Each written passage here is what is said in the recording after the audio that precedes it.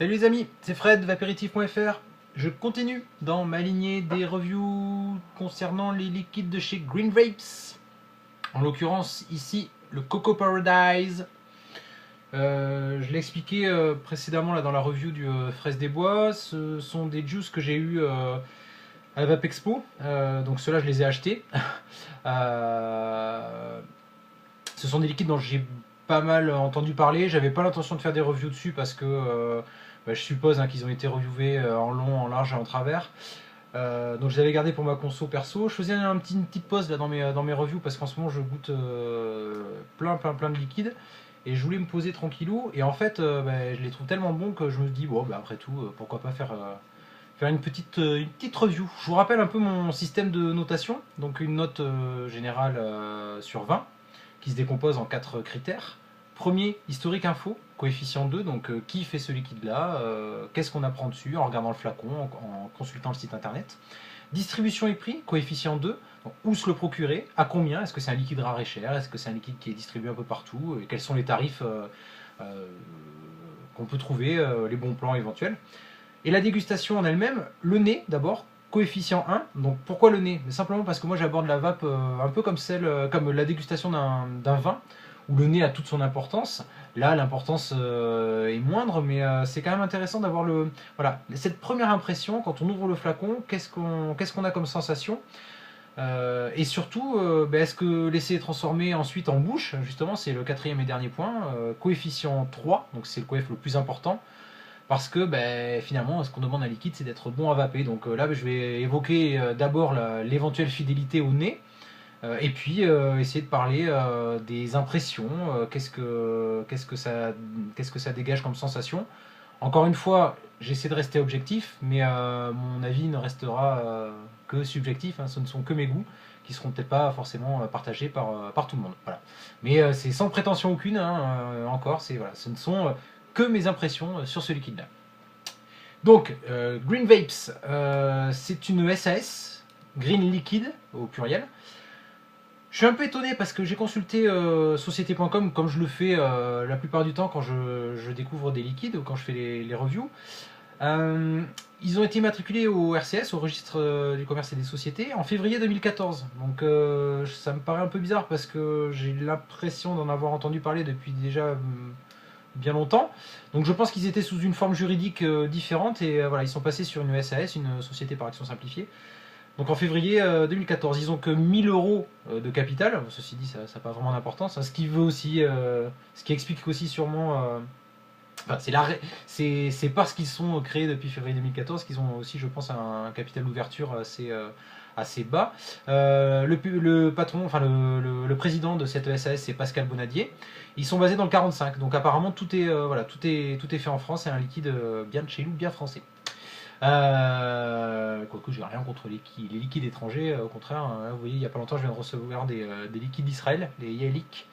Donc 2 grosses fioles, je ferai une review aussi au plus vite, mais c'est vraiment sympa j'ai reviewé des liquides italiens, j'ai des liquides anglais à tester aussi, des américains. Non, c'est très bien d'avoir une diversité, comme dans la vie, c'est très bien, la diversité c'est bien, c'est un autre débat, mais en tout cas moi j'aime bien. Concernant les liquides français, c'est super intéressant aussi en ce moment, je trouve il se passe des choses vraiment positives. On a toujours des gens qui font des trucs pas super, mais je trouve que la tendance quand même sur certains juices, c'est vraiment de travailler qualitativement et en gardant des coûts assez modérés, donc voilà, très très bien. Le site internet green-liquide au pluriel.com. Donc là aussi j'aime bien aller voir en amont le site du constructeur, du fabricant des liquides pour avoir une petite idée. Je suis resté un petit peu sur ma faim honnêtement parce que y a juste une page d'accueil qui donne les liens des 2 seuls revendeurs de ces liquides là qui sont Verivap et le Petit Vapoteur. Donc voilà, un petit peu déçu, sachant qu'en plus la charte graphique, le visuel du flacon est quand même plus on va dire, c'est assez chiadé, donc je m'attendais à un site internet, au moins avoir quelques infos en plus sur comment sont faits ces juices là, un peu déçu. Bon, c'est pas très grave, mais voilà, un peu étonné en tout cas. Peut-être que le site est définitif est en construction. En tout cas, il n'y a pas d'indication là-dessus. J'ai listé moi une vingtaine de références sur 2 gammes. Donc la gamme Silver, donc le fraise des bois, dont je viens de faire la review précédemment, et la gamme Signature, donc en l'occurrence Coco Paradise. Qu'est-ce qu'on apprend en regardant le flacon? Donc déjà, première chose, flacon, pipette, verre. Ça, c'est cool, c'est très très bien. Pourquoi c'est bien? Parce que je pense qu'à terme, on va se rendre compte que les liquides attaquent sûrement les contenants, même si c'est, je sais plus, du polypropylène. Mais bon, je pense que le verre, c'est beaucoup plus neutre, beaucoup plus sain. C'est très bien qu'on commence à avoir des flacons en verre en France. Sur les liquides étrangers, c'est un peu plus fréquent. Voilà, en tout cas, c'est une très très bonne chose. Donc c'est la première chose. La seconde, c'est qu'il y a une... Alors, ça n'a peut-être pas d'importance, mais l'étiquette a une découpe particulière. Tout ça, ce sont des choses qui ont un coût. On ne pourra pas après, par la suite, reprocher à ces liquides-là d'être un peu plus chers que les autres, parce qu'ils font quand même la démarche d'avoir... alors, ça n'apporte rien en termes de qualité au produit, mais voilà, il faut savoir que quand c'est standardisé, ben, forcément, les coûts sont moindres.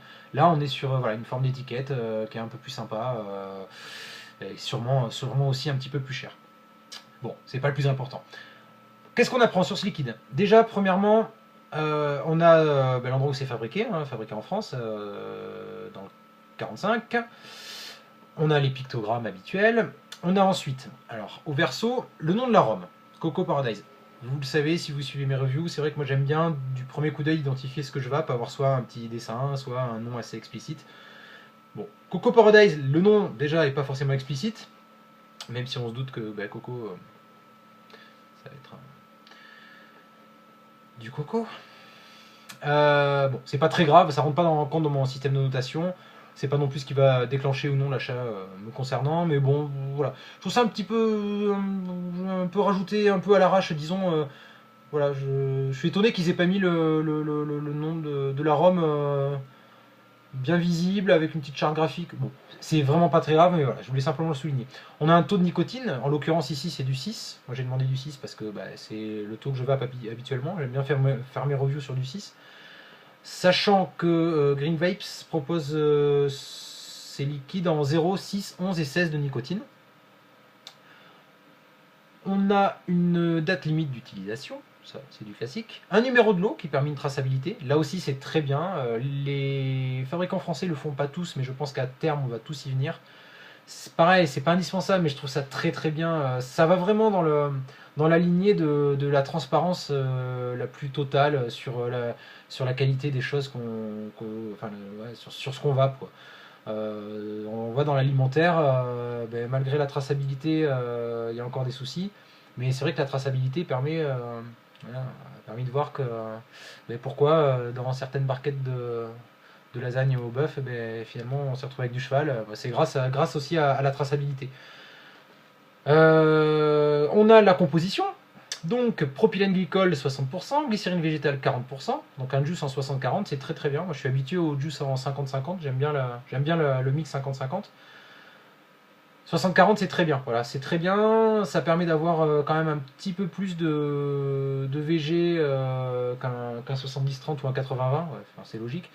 Donc un volume de vape un peu plus intéressant. Et puis 60 c'est amplement suffisant pour quand même fixer les arômes et avoir un minimum de sensations en bouche. Arômes alimentaires, eau et alcool. Là aussi, un peu étonné, c'est vrai que j'ai l'habitude de voir des juices soit dilués à l'eau, soit dilués à l'alcool. Ben là, il y a la présence des deux, eau et alcool. Voilà. Bon, c'est intéressant de le préciser, je sais qu'il y a certains vapeurs qui aiment pas les liquides dilués à l'alcool, donc bon, ben voilà, c'est le cas des Green Vapes. Et puis comme je vous le disais, voilà, en intro sur... voilà, la première chose c'est contenance 15 ml et flacon vert, pipette en verre. Ça c'est au top. J'ai mis une note de 19 sur 20. C'est une très bonne note. Je regrette juste un tout petit peu plus de transparence ou plus d'infos sur le site internet. Voilà, en savoir un peu plus, comment sont faits ces juices-là, quelles sont les origines exactes de tous les prods qu'il y a dedans. Voilà, c'est toujours mieux. 19 sur 20, en l'occurrence, ça me paraît cohérent par rapport aux infos dont on dispose. Distribution et prix maintenant, CoF2. Alors, là, c'est assez rapide. Clairement, Green Vapes a un partenariat avec Verivap et le petit vapoteur, ce qui lui permet justement de contrôler le prix de vente de leurs produits. Alors, d'un point de vue marketing, d'un point de vue communication, d'un point de vue économique, c'est très bien pour la société. Pour nous, un peu moins, parce que du coup, la concurrence ne peut pas trop jouer. Mais il faut aussi, voilà, je le disais tout à l'heure, il y a des efforts qui ont été faits par rapport à d'autres juices. Il y a un coût qui doit être, honnêtement, qui doit être supérieur à, je sais, au petit flacon traditionnel en plastoc, enfin en propylène. Donc, voilà, il faut aussi qu'ils s'y retrouvent derrière financièrement. Donc, de contrôler ce système de distribution, ça évite que les revendeurs se tirent la bourre, baissent les prix centime par centime, et puis qu'on se retrouve avec un prix de vente, en l'occurrence pour le 15 ml à 8,90, et que ça dégringole, et puis qu'on se trouve ça à 6 euros. Voilà. Donc pour nous, consommateurs, c'est pas forcément bien quand il n'y a pas trop de concurrence, mais d'un côté, moi je suis prêt à payer mon liquide un peu plus cher, ou à faire cette démarche-là pour avoir une qualité comme ça. Voilà. Si on doit en passer par là pour avoir une qualité comme ça, perso, je suis d'accord avec le concept. Moi j'ai eu vachement de bol, parce que du coup, à la Vape Expo, déjà ils étaient je crois que c'était 6 euros la fiole de 15 ml. Et puis en discutant un peu, j'ai réussi quand même à trouver à me glisser entre les centaines de milliers de personnes qu'il y avait au stand pour discuter viteuf. Et puis du coup, je suis reparti juste avec 2 fioles. Je regrette profondément de ne pas avoir pris le temps de plus goûter, discuter, et puis d'avoir acheté un peu plus de fioles. J'avais un budget un peu limité. Mais en plus, j'ai eu un prix en plus un petit peu inférieur à celui du salon. Donc je pense que j'ai fait vraiment l'affaire du siècle. En tout cas, ce qui est sûr, c'est que je vais à l'avenir dépenser beaucoup d'argent dans les Green Vapes, je pense. Enfin, beaucoup d'argent. Malheureusement, on n'est pas beaucoup, mais quitte à dépenser de l'argent dans des juices, autant les dépenser chez eux. J'ai mis une note de 17 sur 20, parce que clairement, les 8,90 pour 15 ml, rapporté à 10 ml, ça fait du 5,93 €. 5,93 €, franchement, c'est vraiment dans les prix du marché. Sachant qu'en plus, on a un flacon en verre, une pipette en verre. On retombe sur les prix de certains juices dont je ne citerai pas le nom, mais voilà, le rapport qualité-prix, franchement, 17 sur 20 CoF2, ça me paraît cohérent. J'espère qu'il y aura à terme un peu plus de réseaux de distribution, voire distribuer dans des shops. Moi, je suis un peu à la campagne, même si je suis à côté de Bordeaux. Voilà, les magasins qui sont à côté de chez moi ne distribuent pas du Green Vapes, ce qui est bien dommage. On va passer à la dégustation maintenant. Donc, au nez.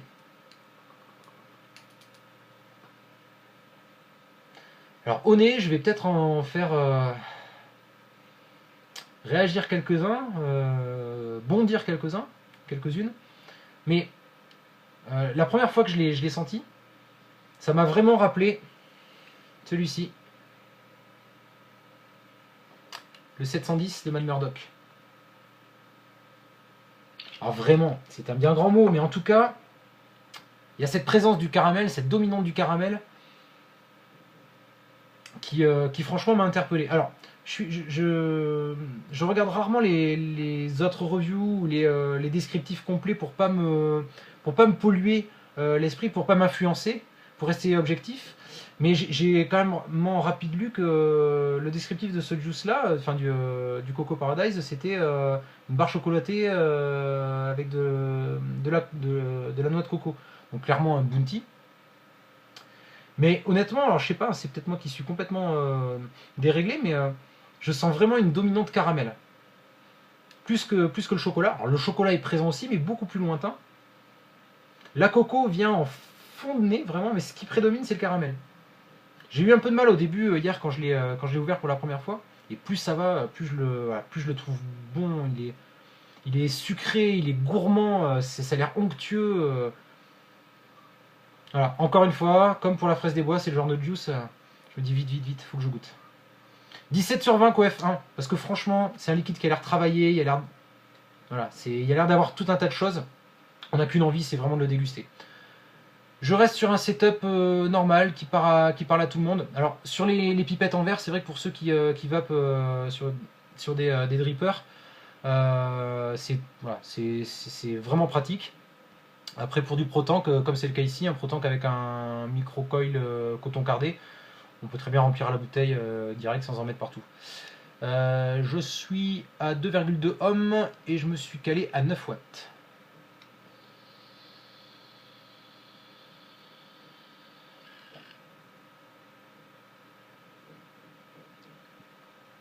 Alors c'est vraiment fidèle au nez. Comme pour le fraise des bois, moi je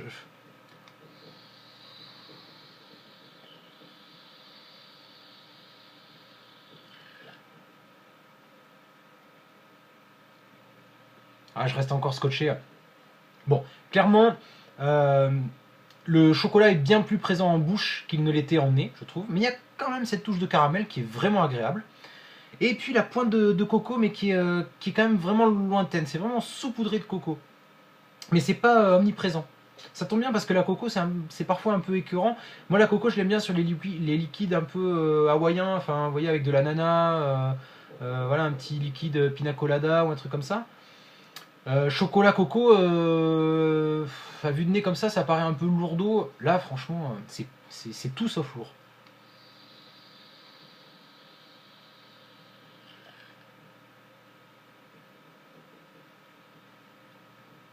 Et on a un truc qui est vraiment sublime, enfin moi je suis encore ouais, vraiment scotché par ça, c'est qu'au fur et à mesure que l'arôme s'estompe, il y a une touche sucrée qui vient prendre le relais, et en fin de vape, vraiment, on a l'impression d'avoir sucé un sucre, quoi. Je suis franchement bluffé, c'est vraiment très très très agréable.